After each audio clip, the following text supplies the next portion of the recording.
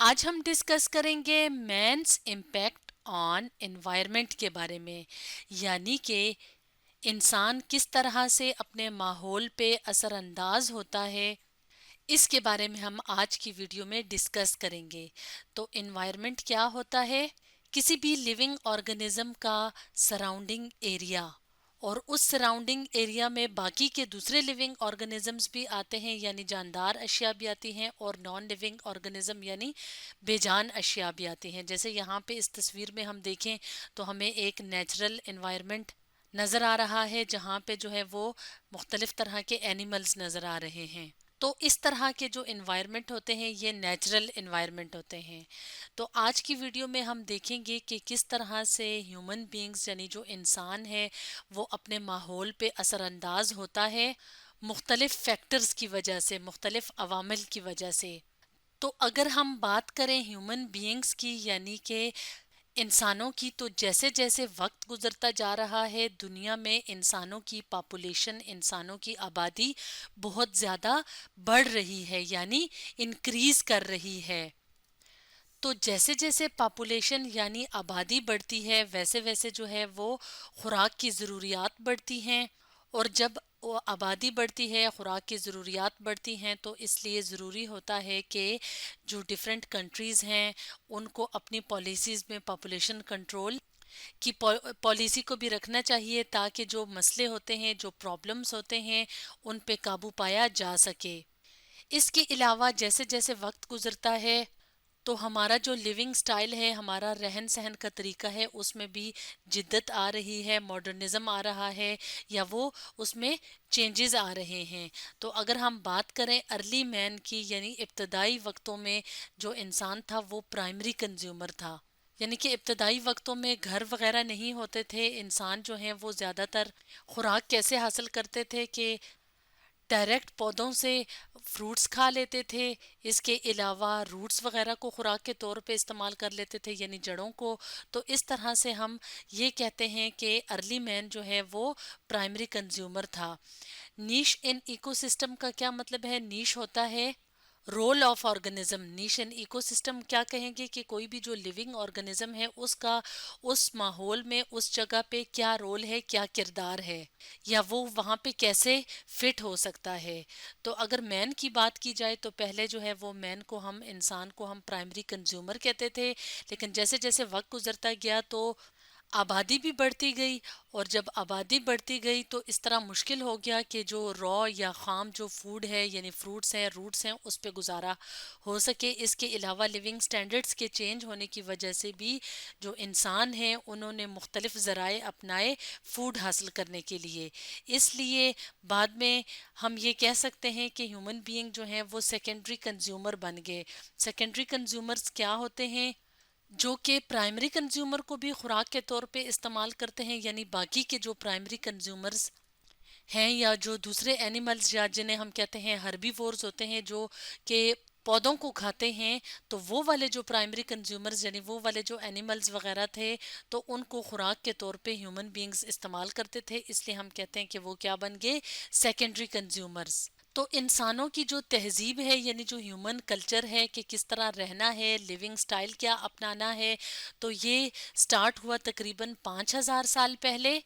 और जैसे जैसे जैसे जैसे वक्त गुजरता गया तो ह्यूमन कल्चर्स के अंदर मुख्तलिफ चेंजेस भी आते गए। इसके अलावा मुख्तलिफ तरह की प्रोग्रेस भी होती गई, और उसके नतीजे में क्या हुआ कि इंडस्ट्रीज़ यानी सनतें जो हैं वो डेवलप हुई, वो बनी, टेक्नोलॉजी आई। इसके अलावा मेडिसिन्स या अद्वियात जो हैं वो भी बननी शुरू हुई। तो तकरीबन ये जो डेवलपमेंट है ये कब स्टार्ट हुई?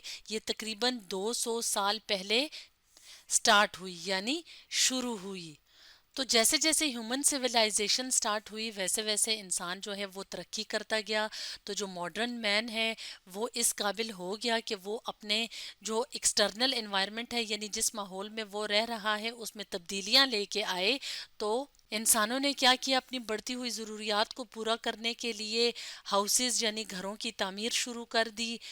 اور اس کے علاوہ مختلف کاموں کے لیے ہیٹ انرجی کو فوسل فیول سے استعمال کرنا شروع کیا، یعنی جو ایندھن ہوتا ہے، کوئلہ ہوتا ہے، پیٹرول ہوتا ہے، تیل ہوتا ہے، تو اس کو استعمال کرنا شروع کیا ہیٹ انرجی کے لیے۔ تو اس طرح سے انسان جو ہے وہ اپنے ماحول پہ اثر انداز ہوتا رہا۔ جیسے یہاں پہ اس تصویر میں دیکھیں تو نیچرل انوائرمنٹ ہے، ابتدائی زمانے میں جو ہے وہ لوگ جو ہیں وہ اس طرح نیچرل انسان جو ہیں نیچرل انوائرمنٹ میں رہتے تھے، را فوڈ کھاتے تھے، لیکن جیسے جیسے وقت گزرتا گیا تو لوگوں نے جو ہے وہ اپنے انوائرمنٹ کو چینج کرنا شروع کیا، گھروں کی تعمیر شروع کی، اس کے علاوہ فیولز یعنی ایندھن کو استعمال کرنا شروع کیا۔ تو اس طرح سے انسان جو ہے وہ اپنے انوائرمنٹ، اپنے ماحول پہ اثر انداز ہوتا ہے مختلف ایکٹیویٹیز کے ذریعے۔ اور جیسے جیسے لوگوں کا یعنی ہیومن بینگز کا معیار زندگی بہتر ہوا، بلند ہوا، ویسے ویسے جو ہے وہ پاپولیشن زیادہ ہوتی گئی۔ تو پاپولیشن زیادہ ہوتی گئی تو پاپولیشن ایکسپلوژن کا جو ورڈ ہے وہ کس کے لیے استعمال ہوتا ہے؟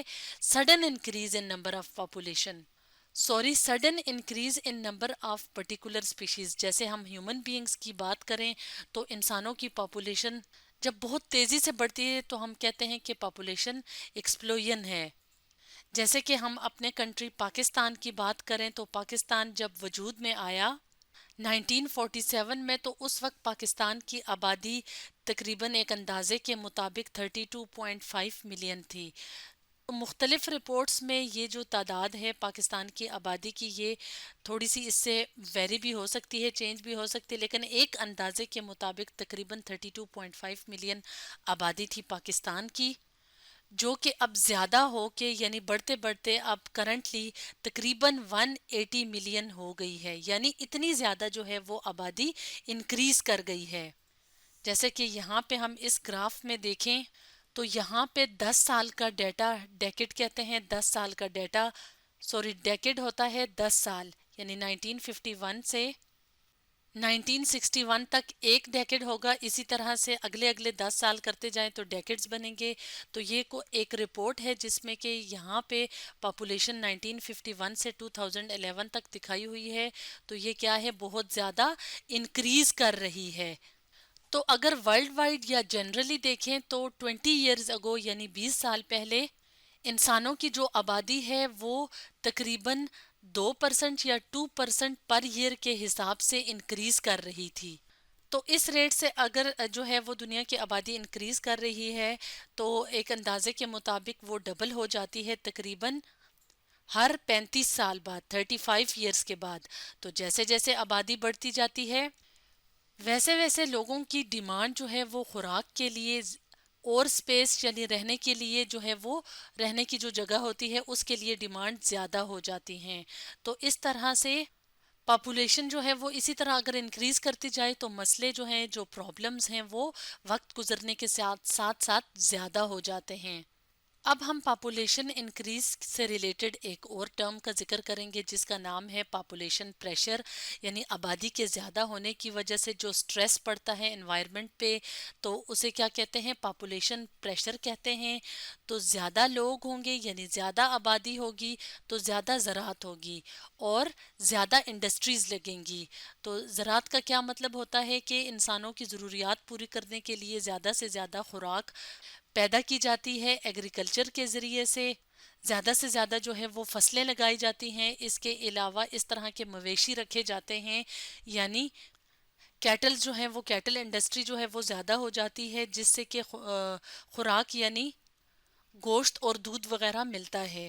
تو اس سے کیا ہوتا ہے کہ جیسے آبادی بڑھتی ہے تو جو قدرتی ماحول ہوتا ہے جیسے جنگلات وغیرہ ہوتے ہیں ان کو کاٹ کے ان کو ختم کر کے فصلیں اگائی جاتی ہیں، اس کے علاوہ انڈسٹریز لگائی جاتی ہیں، جس کی وجہ سے کیا ہوتا ہے کہ ہمارا جو نیچرل ماحول ہے اس پہ سٹریس آ جاتا ہے، پریشر آ جاتا ہے۔ اس کے علاوہ ملک کی جو اکانومی ہے، معیشت ہے، وہ بھی خراب ہو جاتی ہے کیونکہ پرابلمز بہت زیادہ ہوتے ہیں۔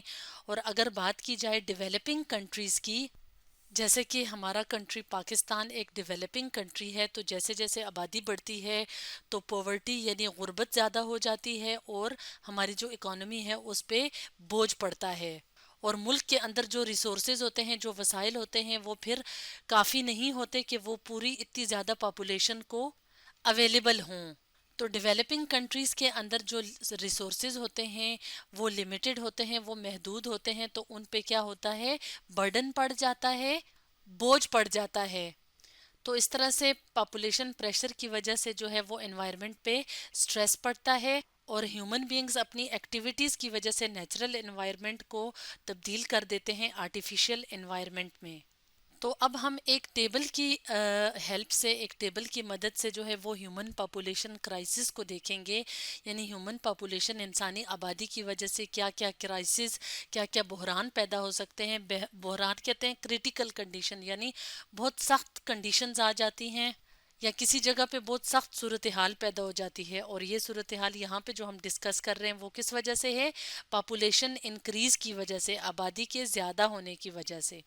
تو یہاں پہ ہم دیکھتے ہیں reason for world population explosion, یہاں پہ بتایا ہوا ہے کہ کیا وجوہات ہیں جس کی وجہ سے دنیا کی آبادی زیادہ ہوتی ہے، اور یہاں پہ کانسیکوینسز آف پاپولیشن انکریز، یعنی پاپولیشن جب زیادہ ہو جاتی ہے تو اس کے کیا نتائج ہوں گے۔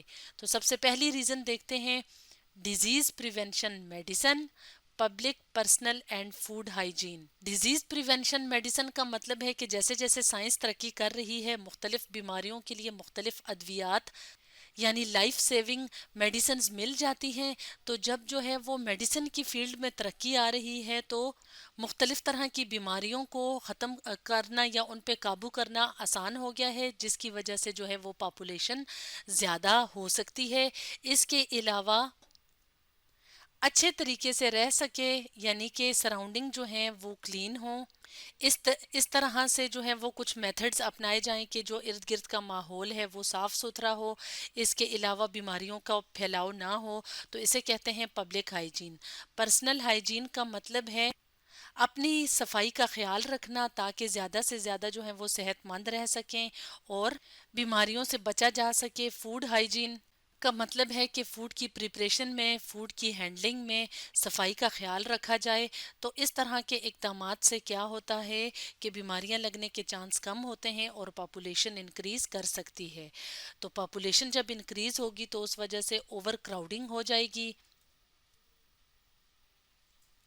اس کے علاوہ لیونگ سپیس کم پڑ جائے گی، یعنی رہنے کی جگہ کم پڑ جائے گی، زیادہ سے زیادہ جرائم ہوں گے، اور سوشل ڈیزیزز، معاشرتی بیماریاں زیادہ پھر پھیلنا شروع ہو جائیں گی۔ ایک اور ریزن کی بات کرتے ہیں تو وہ کیا ہے، improved nutrition by efficient agriculture, یعنی ایگریکلچر میں بہت زیادہ ترقی کی وجہ سے جو خوراک کے اندر جو غذائیت ہے اس میں اضافہ ہو گیا ہے، اور دن بدن ایگریکلچر میں ترقی آ رہی ہے، تو یہ بھی ایک ریزن ہو سکتی ہے پاپولیشن ایکسپلوژن کی۔ تو جتنی زیادہ پاپولیشن ہوگی اتنی ان کی فوڈ کی ڈیمانڈ زیادہ ہوگی، تو فوڈ کی ڈیمانڈ زیادہ ہوگی اتنا ہی فوڈ کا کرائسس ہوگا، یعنی خوراک کی کمی ہوگی، اسپیشلی جو غریب ممالک ہیں یا وہ ممالک جہاں پہ جو ہے وہ فوڈ یا ایگریکلچر نے بہت زیادہ ترقی نہیں کی ہوتی، تو وہاں پہ کیا ہوگا، پھر سٹارویشن ہوگی، یعنی کہ فاقے ہوں گے، بھوک ہوگی۔ ایک اور ریزن دیکھ لیتے ہیں، وہ کیا ہے، housing and living standards improved, یعنی کہ جو رہنے کا طرز زندگی ہے وہ امپروو کر گیا ہے، جس کی وجہ سے پاپولیشن زیادہ ہو گئی ہے۔ تو پاپولیشن ول آؤٹ اسٹرپ فوڈ سپلائی، یعنی کہ فوڈ سپلائی کم پڑ جائے گی اور پاپولیشن زیادہ ہو جائے گی، تو یہ بھی کیا ہوگا، کنسیکوینس ہوگا، نتیجہ ہوگا پاپولیشن ایکسپلوژن کا۔ ایک اور ریزن کیا ہے، child care and welfare services, یعنی کہ جو نومولود بچے ہوتے ہیں ان کی کیئر کے لیے اب اس طرح کے میتھڈز اپنائے گئے ہیں کہ بچے جو ہیں وہ اچھی طریقے سے گرو کر سکتے ہیں۔ اس کے علاوہ ویلفیئر سروسز ہوتی ہیں، یعنی لوگوں کی ہیلپ کے لیے کافی زیادہ جو ہے وہ طریقے اپنائے گئے ہیں، جس کی وجہ سے پاپولیشن زیادہ ہو جاتی ہے۔ تو اس کا نقصان کیا ہوتا ہے کہ پاپولیشن زیادہ ہوتی جاتی ہے، تو جو دیہی علاقے ہیں، جو دور دراز علاقے ہیں، تو ان کو اور اس میں رہنے والے جو پلانٹس ہیں، اینیملز ہیں، وائلڈ لائف، ان کو ڈسٹرب کر کے زیادہ سے زیادہ جو ہے وہ گھر بنائے جاتے ہیں، زیادہ سے زیادہ انڈسٹریز لگائی جاتی ہیں، تو یہ کیا ہے، پاپولیشن ایکسپلوژن کا ایک اور کانسیکوینس یعنی نتیجہ۔ تو آج ہم نے ڈسکس کیا مینز امپیکٹ آن انوائرمنٹ کے بارے میں۔